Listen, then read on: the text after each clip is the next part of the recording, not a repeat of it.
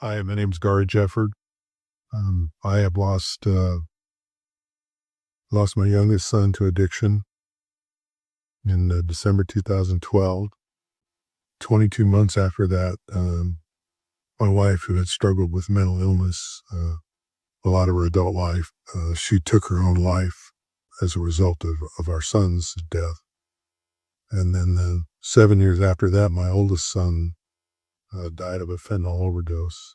So essentially, I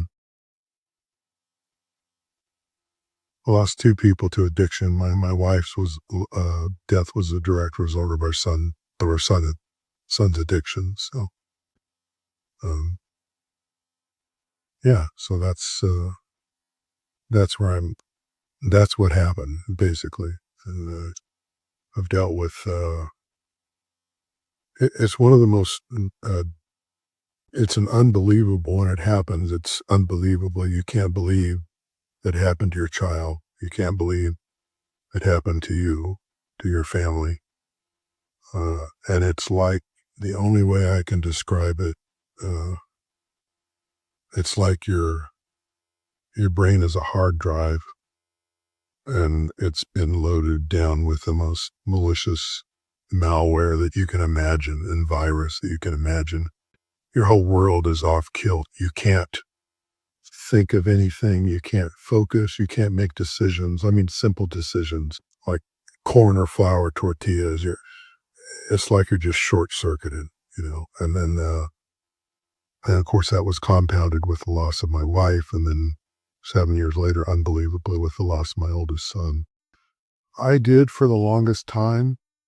I've been through a lot of therapy as a result of those losses, and so yeah, I did with for the longest time. I felt that I was in law enforcement for 14 years, and you solve problems. That's your job. You go into different problems every day, and they could vary from somebody's lost dog to a homicide or anything in between. But the hardest thing for me was that I couldn't fix it. When Jacob, our youngest, passed, uh, my biggest struggle was I couldn't fix it. I couldn't do anything about it. I remember one day shaking my fists and screaming at God, "You need to fix this." There was no fixing it. There just was no fixing it. And it just turned your whole world upside down. Jacob was one of the most charismatic kids. He was loved by everybody. One of the funniest kids I've ever known in my entire life. And I still have video clips of him that still make me laugh. And he was very well respected, very well liked. But he was a Jacob, though. He did things his own way. If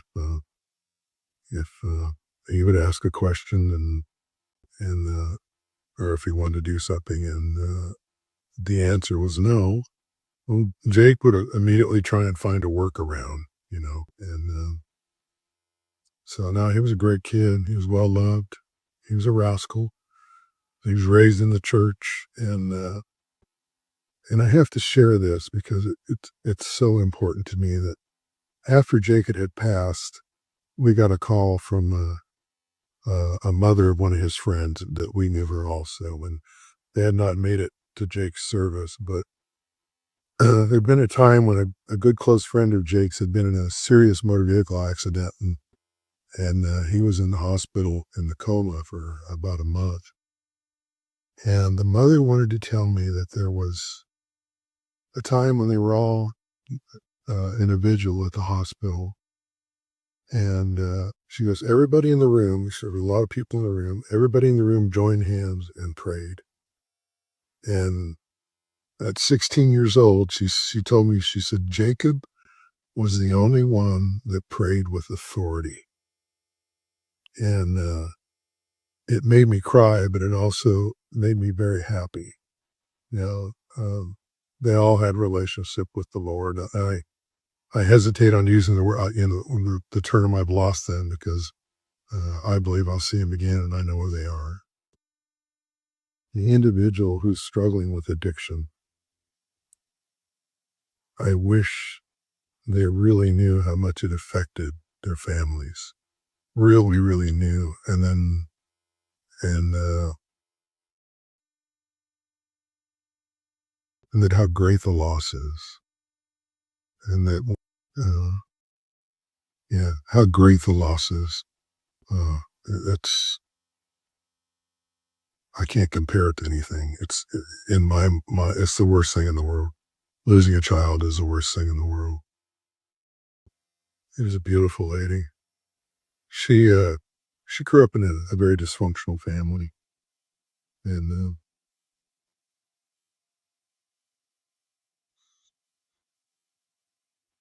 I actually said this to my sisters on the weekend that Jacob left us. My family, of course, gathered together and circled the wagons. And I remember telling my sisters, I remember saying, I don't know that Marianne will survive this. It was, I just had that question if she could make it through this and survive it, which she did not. She didn't. I mean, her death was a direct result of Jacob's death. It was challenged for a long time daily. You know, I could not have. I don't believe I could have survived the losses without the Lord. And my pastor at the time and his wife, Joe and Jacqueline Sabala, they reached out to me constantly and were a great support, and my family, of course. But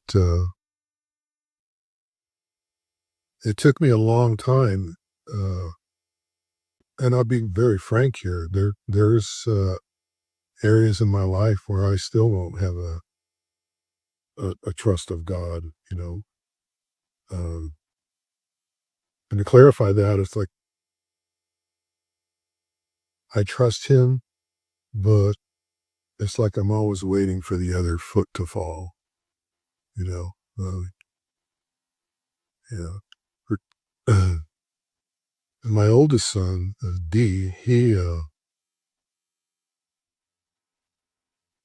wasn't addicted at the time that he passed, but um, my daughter was in Hawaii on vacation, and I got a call from her, and she said that my son's business partner was found dead, and they couldn't find my son.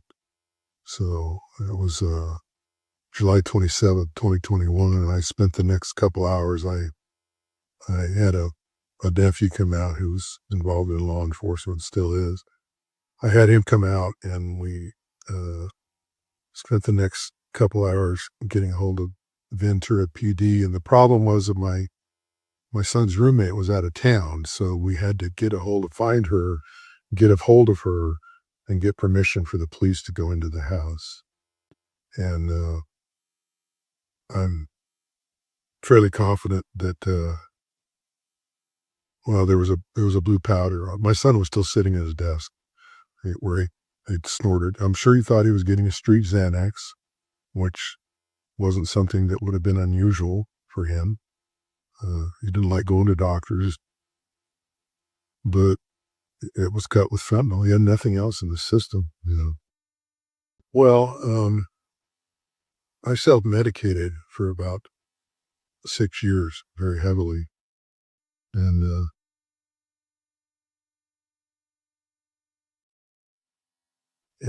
I won't say that's what got me through it, but it took the pain away at the time. And then eventually I got to the point where, I could start hearing the Lord again, and I just got to the point, it's like, I don't need to do this anymore, you know? So, I dealt with, uh in law enforcement. I spent 7 years working in the jail and 7 years on patrol, and I dealt with addicts all the time, on a daily basis sometimes. But I think the most shocking thing was, I found out that Jake had, pawned a couple of my handguns and basically lost them for drugs. And that was so contradictory to our family and our lifestyle. We were a very pro Second Amendment family. And when that happened, I couldn't even believe it. Uh, I was like, this can't be right. He wouldn't have done that. He wouldn't have done that. Well, Jacob wouldn't have done that, but the addict did that. So I just realized how much it changed him. And and I remember one time we brought him back from Oregon, and we were traveling on a fifth wheel, and I had a lot of surgeries that were coming down the road, and I had a lot of physical problems, and I had opiates all the time for pain, and and I went in to our fifth wheel one day to grab a pain pill, and I had two fat bottles that had been full, and it had only been less than a week, and they were, for the most part, almost completely empty. And I didn't realize how much, number one, how much an opiate addict could consume. Um, but it was shocking. So, and it made me realize, it can happen to anyone. I mean, I never thought it happened to me, to my family, to my wife. You know, it's something that catches you so off guard, and the hopelessness and the finality of it was all consuming. I have found peace and healing uh, through the Lord. That's the only place that I can really say it. I have peace, and I have to say, since being involved with Set Free, particularly the outreach we did at Poverello House, uh, that really helped a lot, because it was such a humbling experience, and I felt, and I still feel, that one of my jobs here on earth is to reach out to people that have had severe losses like that are struggling with grief, that are overwhelmed with grief, and just reach out to them, not with any answers, because there really are no answers that are going to change how you feel or what you're dealing with. But I've met several people that have lost children or lost someone tragically, and just having someone there that has been through the same thing you've been through, uh, it's big, it's important. There's nothing you can usually say to them. There's nothing you can do, but just sometimes just sitting with them, and them knowing that, and you knowing that there's someone else right there that shares your pain, that understands your grief. And so for me, I look at that as a big chore in my future, to continue to reach out and use my experiences uh, for God's glory and for good, that it might bring the tiniest bit of comfort to someone. Well, I have to qualify this, because I had a couple dreams within a couple years of losing uh, um, Jacob and my wife, and they weren't really dreams. They were. I look at them as gifts from God. Um, Both particular instances, I was obviously dreaming, but I've never had dreams as realistic as that. And one, my son came in and came in a room, and I jumped up, and he let me know that he was okay. And I'll never forget hugging him and feeling his muscles, feeling the whiskers on his chin against my cheek. And the same with my wife. I had a similar dream later regarding my wife, that I was sitting somewhere, um, and someone came up behind me and hugged me around the neck. And as soon as they touched me, I knew it was Mary Ann. And I stood up and got to hold her. It was the same experience. It was so much more than a dream.